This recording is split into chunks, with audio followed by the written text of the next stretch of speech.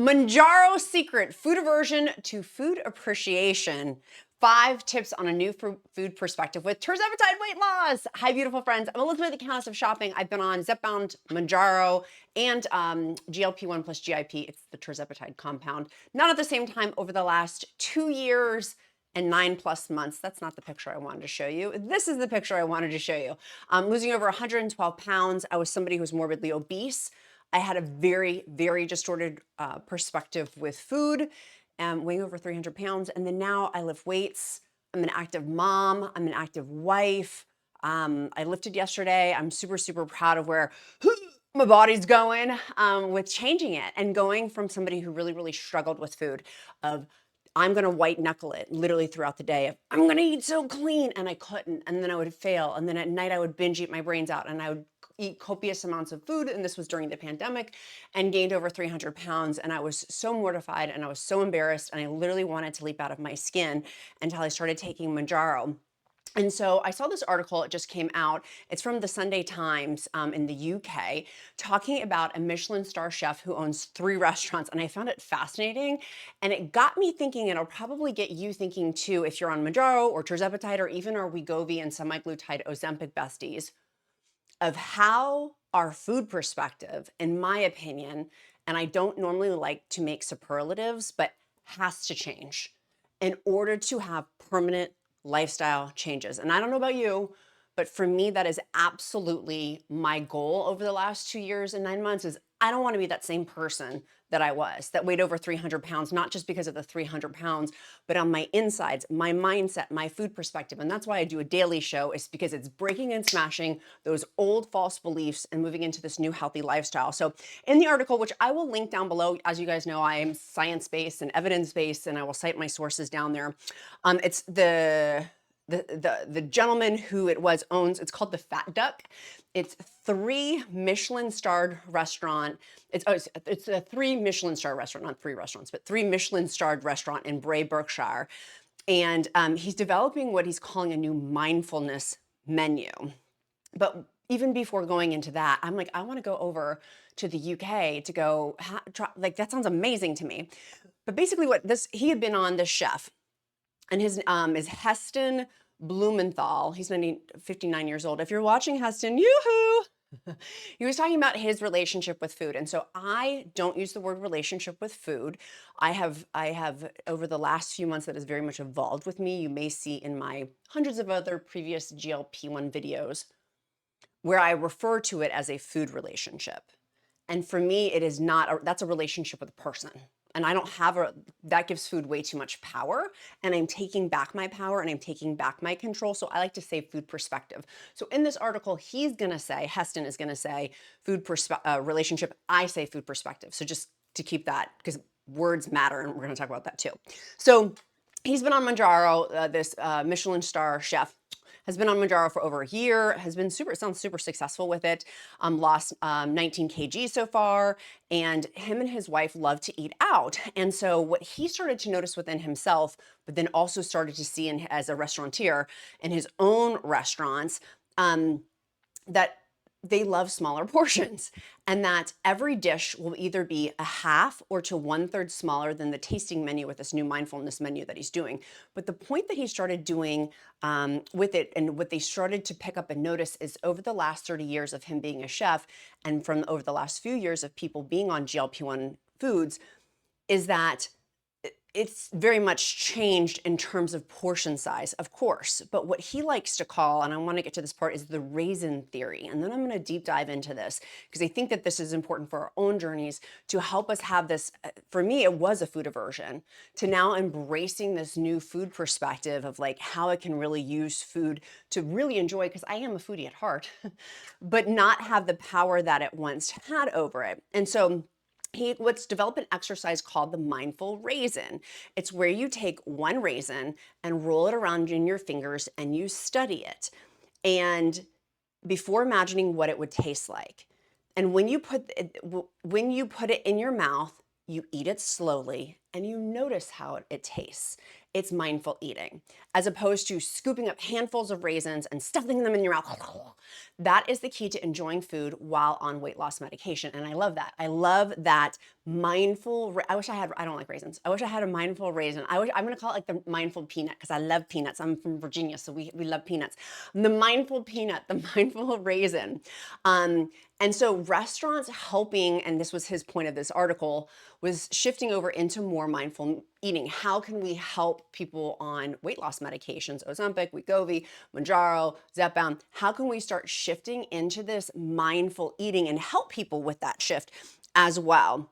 And so I thought that was so cool. And so thank you, Heston, for sparking this for me, because then it led me down this rabbit trail of like, okay, well, what for my food aversion has changed? And one of the biggest ones, and one of my biggest tips, is challenging food rules. The more I talk about this, the more I think about it from my own journey and using my own I statements, the more it resonates with me and the more I can see it and spot it in my free encouragement group, countessofshopping.com/group.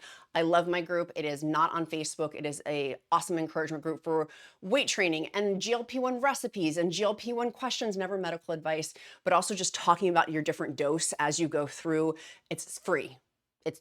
I pay thousands of dollars a year for it, but it's free for you. So take advantage of that. It's the gift from the Count and I to our community. And there's thousands of mindful people in there. I'll link that also down in the description link below.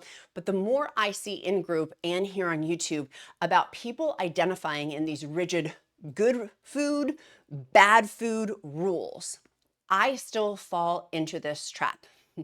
And I can catch myself a lot sooner than I used to be able to, but it allows ourselves to enjoy food in moderation without moral judgment. And so yesterday, if you were in the comments yesterday, I was answering, I was at my kid's soccer game. I was waiting for him to play. I was answering a bunch of people's comments on YouTube.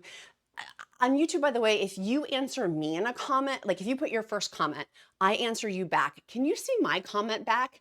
I can't see people's comments back. It's very hard for me to see that. If you comment, then I comment, and then you comment back, I can't see it.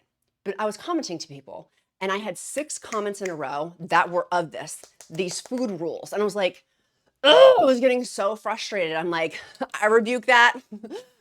I want none of that near me, of you telling me your food rules. That's you, boo. That's not me. You do you. I'm going to do me. But I'm not into these crazy whack job food rules for me anymore. I'm going to live healthy, nourishing life with changing my life completely into a healthy direction with both food and exercise. And I started to spot 6 comments in a row. And then someone wrote a beautiful comment. And if this was you, I replied back to you. So hopefully you got it, was the point of me saying I can't sometimes see the replies to comments. Hopefully you saw my reply to your comment, because I was like, thank you. I needed like a place of rest in between some whack job comments of people's food rules, of how the food that I was eating was bad.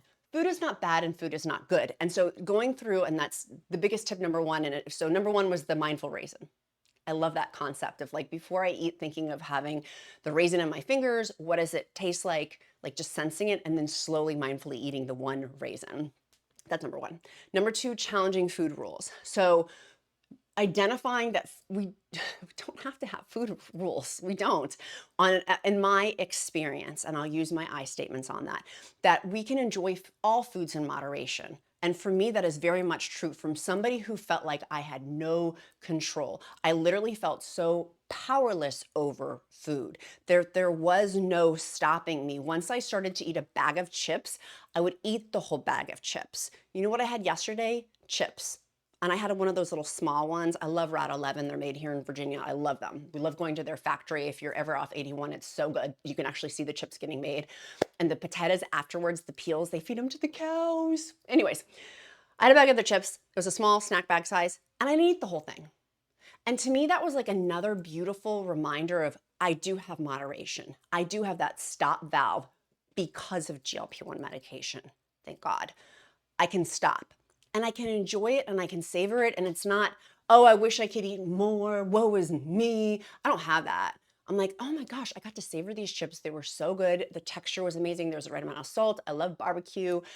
Like the way that the chips curled, like noticing that, going back to the mindful raisin, of when I'm having something that has a higher calorie count for me, or that can potentially not be the best for my blood sugars, I'm having it in moderation. I'm having it in a small quantity and I'm enjoying it, but it is breaking the cycle of restriction.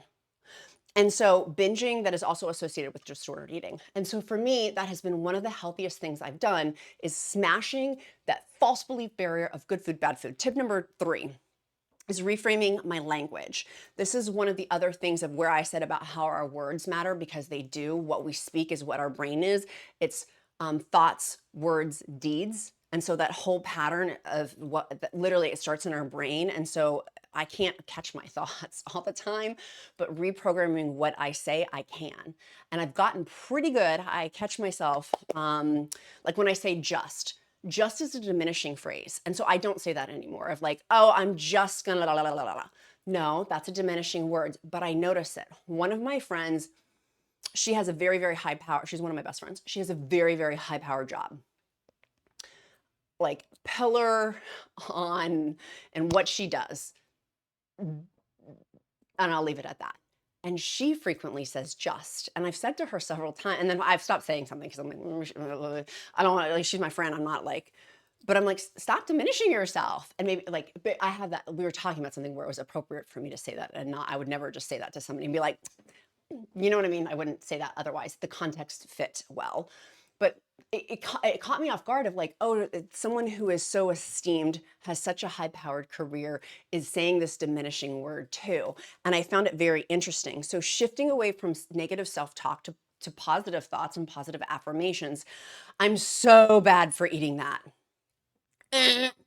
I really enjoyed that meal, and it's okay to nourish my body. And so for me, with my belief system, it's nourish my body and do thy will. Like that for me is a pattern of that feels right in alignment with me. And so having you come up with something that feels right in alignment with you, of where you are within your food journey. And I've said it before and I'll say it again, I'm not a Puritan. I don't pretend to be, I don't want to be, I don't cuss on YouTube, but I do cuss in my real life, for example. I aspire to to be that, but really and truly, like for me, the point in which I'm trying to say that is reframing my language. Reframing my language matters. I don't know why I just said all that. Diarrhea. This change in language is okay to help reduce feelings of guilt or shame around food. And I review guilt, shame, or condemnation. No, that is not for me. I know a lot of people subscribe to that is their belief system of moral superiority through guilt, shame, and condemnation. I am not of that. I am of love, I am of kindness, and I don't always hit the mark on that, certainly. Particularly with yesterday, some of those 6 comments I dealt with, by the end, I was not probably operating the best loving kindness. I was trying my best, but it probably wasn't the epitome of loving kindness. I said to somebody, go fart at somebody else's party. Afterwards, did I have to apologize for the God of my understanding of, I'm sorry I said that. I couldn't go back and change the comment because I ended up blocking them and I couldn't find them, but the point in which I'm trying to say is reframing our language. And now that I say that, I'm like, that does not fit in at all in reframing our language. But I'm saying that because I'm a human being too. But also, more importantly, of an association with food. I don't want my kid to hear that food is good or bad. Check that one. I was one of the things, and this makes me so sad to say, it makes me like want to cry saying it, but with my kid, when I found out when I was pregnant with my son, how happy I was that I was having a boy, that God willing, he wasn't going to have eating issues like I had. And I know there's so many gentlemen that watch the Countess of Shopping that I know that that's not true. Like that men also have, and you guys and gentlemen in the Countess of Shopping community, there are tons. You guys are more quiet than the women. So if you're a gentleman and you're watching, say, hey, you can pop out of your shell and then pop back into your turtle shell. I love the gentlemen in our community. You guys have very quietly but powerfully shown me of different men's issues with food, same and different. And when I found out I was having a boy, I was like, oh my gosh, this is so great. He's not gonna have eating issues that I've had. And then when I found out I was having my daughter, I was like, oh my gosh, I absolutely cannot pass on this poor eating habits. And so after she passed, people are like, oh, she passed. She ended up passing. She ended up passing. I was pregnant with her. And so some people, there's a lot of questions on that. It's like one of the most Google searches on me is about my kid, which kills me. I'm like, anyways, that's not the point of today's video. The point of today's video is talking about, let me get back on track.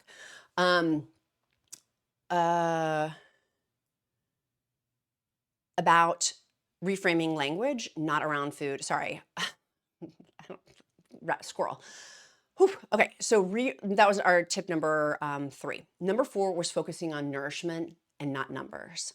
Change your focus from counting calories or macros to providing your body with different nourishment needs. I don't know if I necessarily agree with that one. I do count calories now because I need bookends. For me, for you, you do you of what works best for you. For me in the season I am right now, it is exciting to me to see how much calories things are. I got a Costco, we went to Costco and I did a Costco haul, a big one, which you'll see later this week. And seeing as before I ordered them on Instacart, you can look up the calories. It's so awesome at Costco. I don't like going to Costco. I like doing it on Instacart because I can see how many calories things are before I buy it. So I'm like, oh, 250 calories, 11 grams of protein for this quiche that they had, which you guys will see the quiche later on this week. I was like, oh, that's great. Like that's gonna fit into my calorie count for different meals that I'm aiming for and my protein goals. And so for me, reframing, it's not about the numbers, but it's about the nourishment. I do agree with that. But for me, the numbers do matter to be in a calorie deficit for me. It's not some airy-fairy of where I can just, for me, that does not work. Particularly for where I am with my weight loss goals. I didn't do that at the beginning. For the first year, I absolutely did not count calories, and it took a therapist helping me to be able to count calories.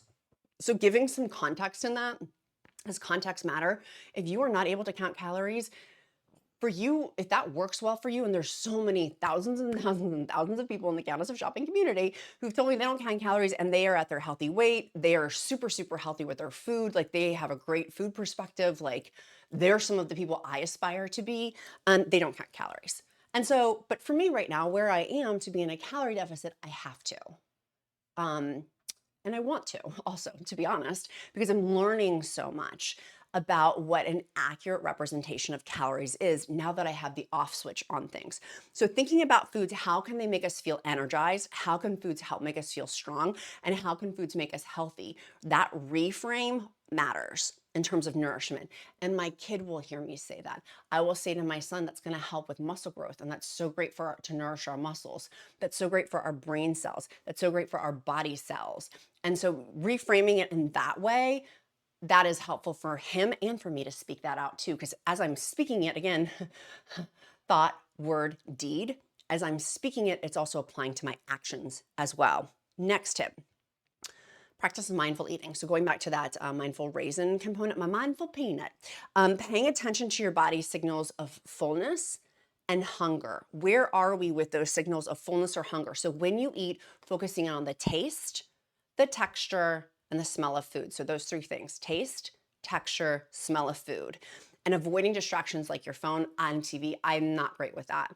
I'm not great in that mindful sense. I do like to scroll on the tickety-tockety.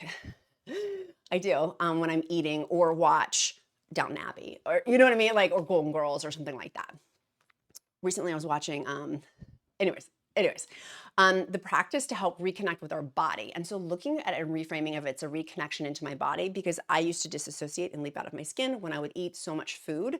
And so now staying in my body, it's one of the mindful practices of being present, of feeling, okay, when I'm in my body and I'm eating, I can feel that fullness come on. And that's helpful for me to reconstruct a healthy perspective with food and moving past restrictful binge eating behaviors. And not just behaviors, but mindset too. Because again, it's the behaviors is the last part. If you go back, it's actions and then word and then thoughts. It starts as thoughts. And we can't control all thoughts. They pop in, they pop out, but then talking about it and then acting on it. And so the final one on this is the bonus tip, the bonus tips, is working with a therapist or a registered dietitian who specializes in eating disorders can be very beneficial. And for me, my therapist is amazing. I've worked with her for over 10 years now. No more than that. No, that's not true. Oh my gosh, no, it's way longer than that. It's like almost 20 years. It's been a long, no, like 18 years. It's been a long time. Almost 19 years, 18, 19 years. We're with her a long time. And I continue to work with her because she is a woman I esteem to be. She's an older woman. And she's a godly woman and she is kind and she's super smart. She's got her PhD and like she's a mother and a grandmother and like she's fit and she's a lot of things I aspire to be, which is why I can see the therapist 18 and a half years later is because it's now just not about the therapy part. It's like, I love being in her space to learn how to be a better human being. So all of that to say, going back over to the point at hand about food perspectives and shifting that of, we can walk into, when you do your reset, and I like to do a Sunday reset, which I'm doing today. As I go through my reset, I'm getting my foods prepped to make sure I have what I actually need, and like the steps of, like, if you haven't seen my systems video, go check that out. It's become really popular about my like must-have systems for GLP-1. One of them is the Sunday reset. And so with that, it's helping me, I'm creating systems around food appreciation as opposed to food aversion. So what are your systems that help support the food appreciation? For me today is a reset of getting the food in from Instacart and from all of that, getting the food in so I can have the foods that I need to really appreciate it. So I'm not scrambling. If you have a high cadence lifestyle like I do, this is part of it, of getting reset, taking a pause, looking at my food menu for the week for me is important. My vegetables, do I have fresh fruits and vegetables for my son? Are they actually in the refrigerator? Should I leave them out on the couch, the counter to spoil? Like, certain systems and steps in place. Do I have today's meals figured out, tomorrow's meals figured out? For me, I like to have on Monday, we hit the ground running. It's a very busy day for our family. And so having those breakfast, lunch, and dinner sorted for my family and for myself, super important. So that's one of the ways I help support and have systems then. So taking it a step further. And if you want me to do an additional video taking it a step further, I would love to if you want me to, but I only want to be of maximum service for you. I hope today's video has been helpful. Tell me in the comments if it has. Our emoji of the day is going to be grapes. Is there a grape emoji? I feel like there are, hopefully. I do emojis of the day to get to know you better because I care. If you've made it to this part in the video, it means we're besties and we vibe together. You probably like something, and I therefore would probably like something back in you if we vibe together, if you've watched this far. So grapes are our emoji of the day. It's also my bat signal to pray over you if you don't believe in prayer, uplifting, and positive thought, as all are welcome at the Countess of shopping table. Unless you're Rudy Tooty. And then I'll tell you to go fart at a party, and then I'll have to apologize to God later on for being just popped out.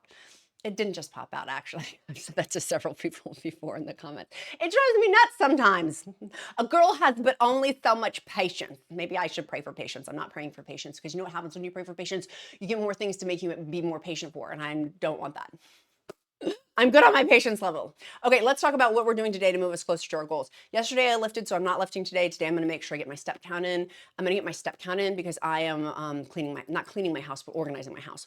So that's my docket today, is to get, I got my Fitbit on to see how many steps I'm doing and getting my food set up. That's what I'm doing. You tell me what are you doing?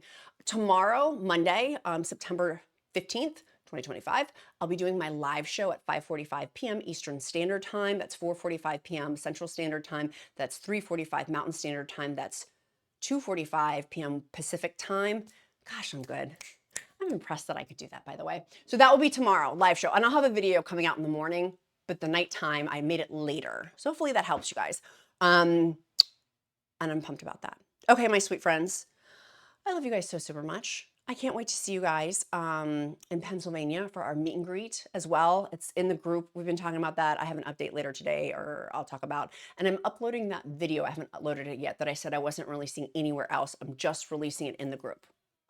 My kid's leaving, so I need to go say goodbye to him. I love you guys. Be kind to yourself. Be kind to others. I'm Countess of Shopping. Count my blessings, because life is delicious. I'll see you tomorrow. Bye, guys.